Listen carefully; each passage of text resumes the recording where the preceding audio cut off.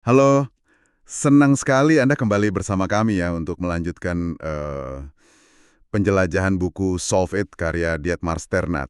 Kali ini nih kita sampai di bagian akhir yang wah krusial banget. Kesimpulan di bab 12 sama lampiran yang sangat praktis. Judulnya pecahkan seperti profesional. Misi kita hari ini, ya menyaring esensi terakhir buku ini gimana sih memperkuat pola pikir dan proses pemecahan masalah. Terus kita juga bakal ngintip cara kerja para ahli di berbagai bidang. Kayak rahasia dapur gitulah. Sumber kita jelas bab 12 dan lampiran tadi.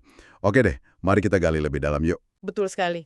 Dan bab 12 ini sebetulnya bukan sekedar rangkuman biasa ya, lebih kayak penguatan fondasi yang sudah kita bangun sama-sama sebelumnya. Penekanannya itu balik lagi ke dua pilar utama, mindset atau ya pola pikir yang pas, dan juga proses yang terstruktur. Penting banget ini, karena tanpa keduanya ya teknik secanggih apapun jadi kurang efektif kan? Nah, lampirannya ini kemudian membawa kita dari teori ke praktek langsung, menunjukkan gimana prinsip-prinsip tadi itu beneran hidup dalam berbagai profesi. Yang patut digarisbawahi nanti adalah meskipun caranya beda-beda, ternyata ada benang merah loh dalam pendekatan mereka. Oke. Mari kita mulai dengan penguatan dari bab 12 dulu ya. Jadi intinya ada dua hal besar nih. Mindset sama proses 5C itu. Masih ingat kan mindset pemecah masalah yang efektif? Itu mencakup keyakinan kalau masalah itu pasti bisa diatasi. Terus, Optimisme itu ya. iya, optimisme. Terus, growth mindset. Percaya kemampuan kita bisa tumbuh. Fokus pada apa yang bisa kita kendalikan. Manfaatin juga alam bawah sadar, bangun tim pendukung, dan waspada sama jebakan-jebakan umum. Kayak salah diagnosa masalah, atau mungkin terlalu. Terlalu cinta sama satu ide ya. Nah, itu dia. Atau salah menilai orang. Dan jangan lupa proses 5C-nya itu sendiri. Clarify untuk memperjelas masalah intinya apa, causes buat gali akar penyebabnya, terus create untuk hasilin banyak solusi, choose buat pilih yang terbaik, dan terakhir commit, berkomitmen buat melaksanakannya. Proses ini penting banget ya, biar kita nggak asal bertindak aja gitu. Betul. Dan pesan kunci dari bab 12 ini, jadi smart problem solver itu ternyata sebuah latihan yang berkelanjutan, bukan kayak garis finish gitu. Ini lebih tentang membangun kapabilitas kita ya, bukan sekedar, oke satu masalah selesai, udah. Setuju nggak? Setuju banget. Dan ini jadi jembatan yang pas banget nih ke lampiran, karena fondasi mindset dan proses 5C inilah yang bikin para profesional tadi bisa menerapkan keahlian mereka secara efektif. Bab 12 juga ngingetin kita buat lihat masalah itu sebagai, ya, peluang buat belajar, sejalan kan sama growth mindset tadi. Jadi ini bukan akhir cerita loh sebetulnya, tapi justru titik awal buat Anda semua untuk mulai menerapkan dan ya ibaratnya melatih otot pemecahan masalah Anda. Nah, ini dia nih bagian yang, wah, saya tunggu-tunggu.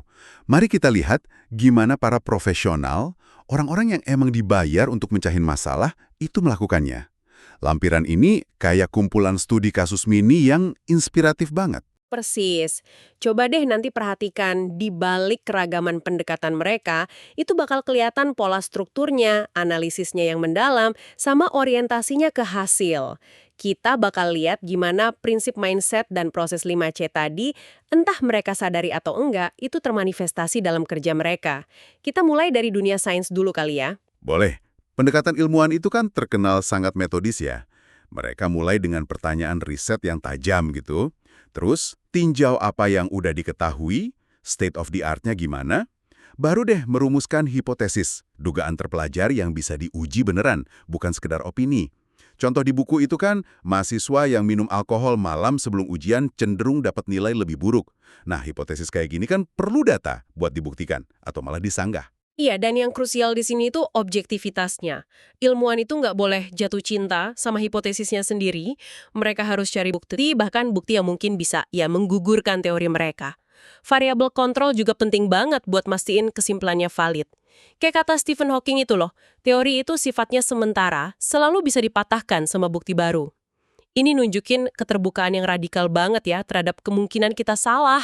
Menarik banget ya, gimana justru sikap terbuka pada kesalahan ini yang mendorong kemajuan sains. Nah, menurut Anda nih, pendekatan berbasis hipotesis ini bisa nggak sih diterapin di luar lab? Misalnya ya, dalam bisnis atau masalah pribadi gitu. Wah, tentu bisa. Banget malah. Esensinya kan melawan confirmation bias kan? Kecenderungan kita buat cari pembenaran aja gitu. Dengan merumuskan hipotesis yang spesifik, misalnya kalau saya ubah X maka Y bakal terjadi. Terus kita cari data objektif buat ngujinya, kita bisa bikin keputusan yang jauh lebih baik. Jadi takeaway-nya, formulasikan dugaan yang bisa diuji, cari data secara objektif, dan ya harus berani ngaku kalau dugaan awal kita keliru. Ini soal kerendahan hati intelektual sih. Oke, oke. Beralih dari lab ke klinik nih. Kalau pendekatan dokter gimana? Prinsipnya kan jelas banget ya. Terapi itu harus berdasarkan diagnosis yang akurat. Betul. Proses diagnosis dokter ini contoh bagus banget dari langkah causes dalam 5C yang wah teliti banget. Mereka ngumpulin informasi berlapis-lapis, mulai dari riwayat pasien, wawancara, pemeriksaan fisik, tes penunjang, bahkan sampai ngobrol sama keluarga atau kolega dokter lain. Lalu yang menarik itu konsep diagnosis banding atau differential diagnosis. Oh, artinya dokter nggak langsung netapin satu penyakit gitu ya? Tepat. Mereka bikin daftar dulu. Beberapa kemungkinan penyebab gejalanya apa aja. Misalnya nih, sakit kepala terus-menerus. Bisa jadi migrain, bisa efek obat, bisa tension headaches, atau mungkin yang lain. Mereka nggak terpaku sama satu kemungkinan di awal. Nanti, seiring data baru masuk, misalnya hasil tes keluar, atau respon pasien terhadap terapi awal gimana, nah, daftar kemungkinan ini dipersempit.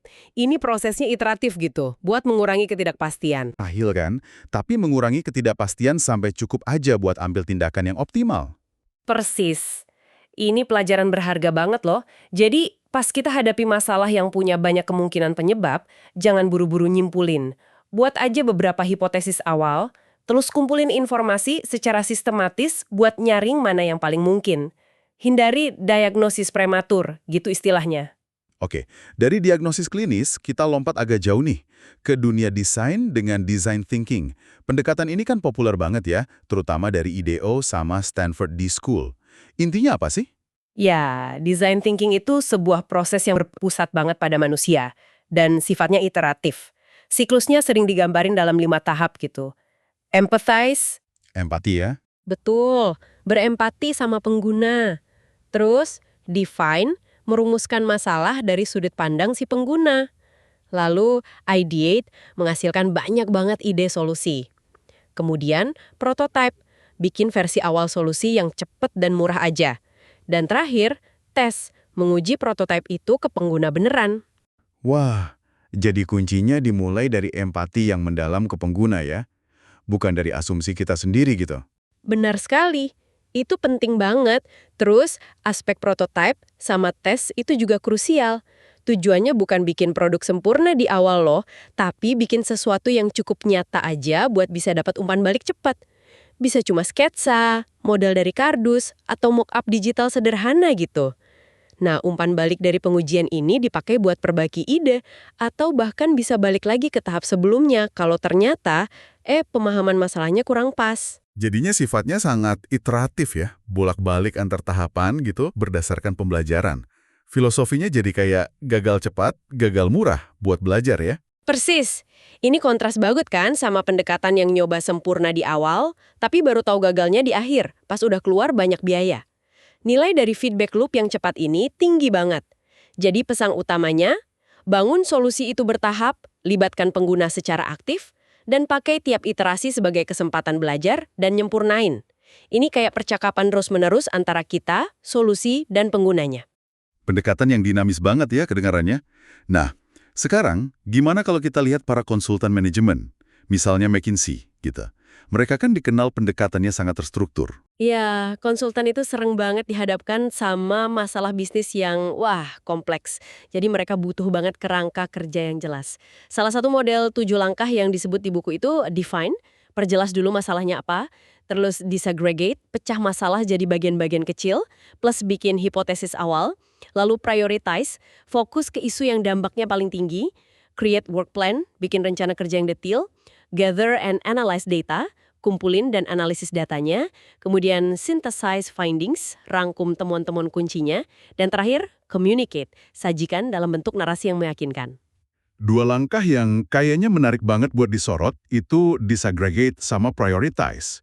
Memecah masalah kompleks jadi lebih kecil pakai logic trees itu kedengarannya ngebantu banget ya. Sangat. Itu buat mastiin analisisnya komprehensif dan juga logis. Terus, prioritize juga krusial banget. Konsultan kan nggak bisa nanganin semua hal sekaligus ya. Mereka harus fokus ke isu yang dampaknya besar, big, dan bisa diubah movable. Contoh penyelamatan salmon Pasifik di buku itu bagus banget.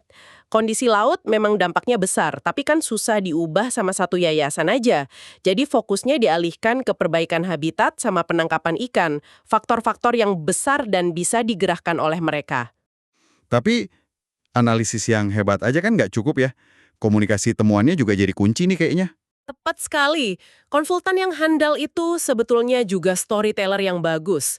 Mereka nggak cuma nyajiin data mentah, tapi merangkainya jadi cerita yang logis, meyakinkan, dan yang penting mendorong klien buat bertindak. Kutipan Simon London di buku itu kena banget. Anda belum benar-benar memecahkan apapun sampai Anda memotivasi orang untuk bertindak. Jadi poin penting dari pendekatan konsultan ini, struktur yang kuat, prioritas yang tajam pada dampak dan kelayakan, plus kemampuan komunikasi yang persuasif itu bagian integral dari pemecahan masalah itu sendiri, bukan cuma laporan akhir aja. Oke, struktur dan komunikasi yang kuat ya. Nah, gimana kalau masalahnya lebih melibatkan interaksi antar manusia? Kayak dalam negosiasi gitu. Pendekatan apa nih yang efektif? Lampiran ini ngebahas principled negotiation atau negosiasi berprinsip dari Harvard. Yang dijelasin di buku terkenal Getting to Yes itu loh. Ini beda banget sama tawar-menawar posisi, positional bargaining, yang biasanya kedua pihak ngotot sama tuntutan awal masing-masing. Seringnya jadi buntu kan? Iya juga sih. Terus, apa aja prinsip utamanya negosiasi berprinsip ini? Ada 4 pilar utama. Pertama, pisahkan orang dari masalah. Jadi fokusnya ke isu, jangan saling nyalahin. Anggap pihak lain itu mitra buat mecahin masalah bareng, bukan musuh.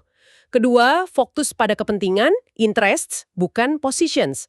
Posisi itu kan apa yang mereka bilang mereka mau. Kepentingan itu kenapa mereka mau itu. Nah, menggali kepentingan di balik posisi ini bisa membuka jalan ke solusi kreatif. Oh, kayak contoh hak memancing tadi ya. Kepentingannya beda, tapi malah bisa nemu solusi bersama. Oke. Prinsip ketiga? Ketiga, ciptakan opsi untuk keuntungan bersama, mutual gain. Jangan mikir kuenya itu ukurannya udah segitu aja terbatas. Coba cari cara gimana kuenya bisa jadi lebih besar. Atau gimana bisa nemu solusi win-win. Coba pikirin opsi yang mungkin biayanya rendah buat kita, tapi nilainya tinggi buat mereka. Atau sebaliknya. Kreatif di sini kuncinya. Keempat, gunakan kriteria objektif. Cari standar yang adil buat ngevaluasi opsi-opsi tadi.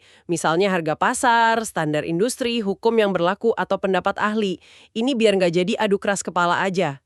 Wah, ini kayak mengubah arena pertempuran jadi meja kerja bersama ya. Fokusnya cari solusi bareng. Tepat.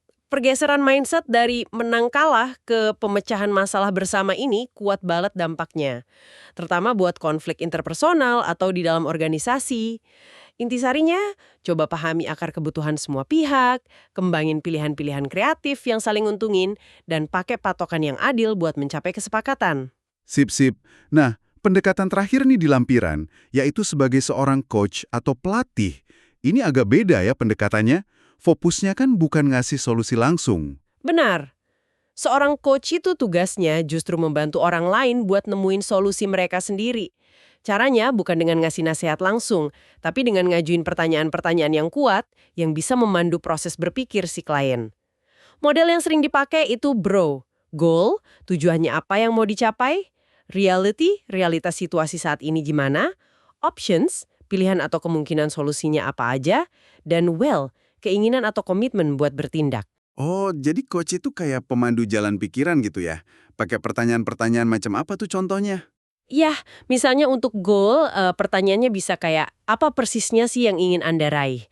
Kenapa ini penting buat Anda? Kalau reality, buat gali situasi, apa yang sebenarnya terjadi? Apa aja yang udah pernah dicoba? Terus fase options, itu buat membuka kemungkinan. Solusi apa aja yang kepikiran? Kalau ini masalah teman Anda, saran Anda apa? Nah, terakhir, fase will itu buat dorong komitmen. Langkah konkret pertama Anda apa? Kapan mau dimulai? Gimana cara ngatasin hambatannya nanti? Wah, seni bertanya ini ternyata dalam juga ya? Nggak sembarangan nanya. Sangat, kekuatannya itu ada di pemberdayaan. Pertanyaan yang tepat itu bisa menstimulasi pemikiran kritis dan mendorong rasa kepemilikan solusi pada diri orang yang di-coach. Ini sebetulnya bisa kita terapin juga loh ke diri sendiri pas kita lagi buntu mikirin masalah. Jadi pelajaran dari sini. Manfaatkan kekuatan pertanyaan yang terstruktur, kayak model GROW tadi, untuk memandu diri sendiri atau orang lain melewati proses pemecahan masalah. Fokusnya jelas, tujuan, realitas, opsi, dan komitmen. Luar biasa. Lengkap banget ya. Mulai dari penguatan mindset dan proses di bab 12, sampai kita ngintip cara kerja ilmuwan, dokter, desainer, konsultan, negosiator, dan coach.